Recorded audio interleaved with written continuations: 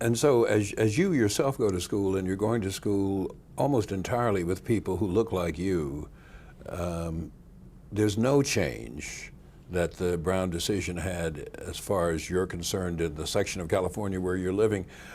Do you know now, from the perspective of looking back, if other parts of the West, other parts of California were affected, did make change? Well, there was change because we started hearing about it and learning about from other family in other parts of the state about this whole busing phenomenon. We saw some interesting things happening. We thought it was good news at the time that young black children in inner city like Los Angeles and other parts of the pockets were going to be moved and bused to other areas to go to school with white children. It didn't work the other way. White children weren't coming in to urban America to be educated. It was a one-way system. The same thing was happening in Northern California, in places like Hunters Point and other areas where African Americans live. And so there was this sense that something was happening, a voluntary plan to provide opportunities for African Americans in higher education. So we sensed that there was some subtle change that was going about. But at the same time, we were young enough to watch the news, and we were seeing incredible things on the old black and white TV, that people were fighting, resisting the very idea that blacks go to school. In the 1950s, we were hearing about Governor Faubus in Arkansas not letting black children go to Central High. In the 1950s, we heard from Governor George Wallace saying segregation today, segregation tomorrow, segregation forever. And we were learning about the Southern Manifesto, that our Congress was saying that we will fight against integration, using the term that people attribute to Malcolm X, by any means necessary. That's what the Southern segregationists were saying, that they were going to fight this effort. And it was amazing to us that we thought a law had been decided and people had to follow the law. But what we saw on the news and heard on the radio and read was that people were willing to give their lives to resist integration.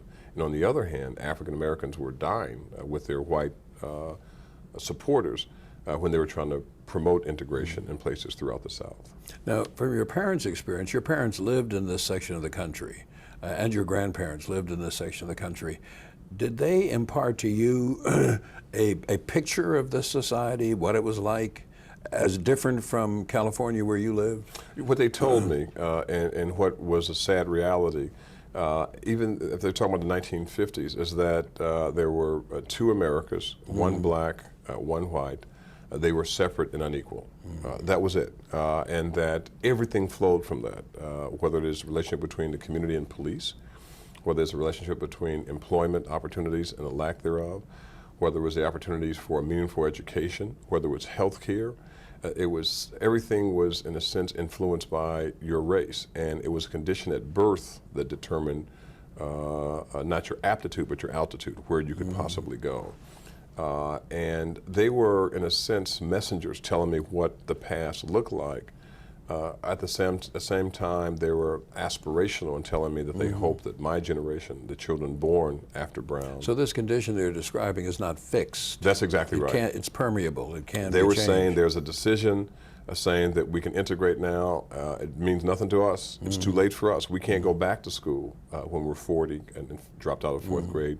We can't get a job when we're 40 when we don't have the marketable skills. We can't move into a neighborhood when we're 40 and we don't have the income. We can't improve the debilitating health tragedies that we have in the family, but you can. And so they started talking about reading, paying attention in school, and to hopefully be an optimist. I mean, they weren't negative in the way that they could have been. And in some sense, I appreciate what they told me. But I'm disappointed that the worst aspects of history they didn't share. They didn't share all the nightmares, all the horror stories, all about the KKK. Why are you disappointed? Because I think we needed to understand that history, because my sense is that they should have gone to school. I don't understand, why do you drop out of school if it's free? Why didn't you try to get a college education if it's available to you, even at a black college? Why didn't you move in another neighborhood if there are better opportunities? And they didn't want to go back through the painful experience and saying, we could not have done that. It would have cost us our lives. And maybe they even felt that they were compromised by silently acquiescing in segregation rather than being part of a movement to change it. And I'd like to know the stories, not because I want to be critical of them, but because Right. I think the painful history is an oral history that we need to appreciate, so that I know that my grandparents and parents sacrificed so that I could be here. And it makes clear my responsibility to make considerably even more sacrifices for the next generation of children and grandchildren who will follow.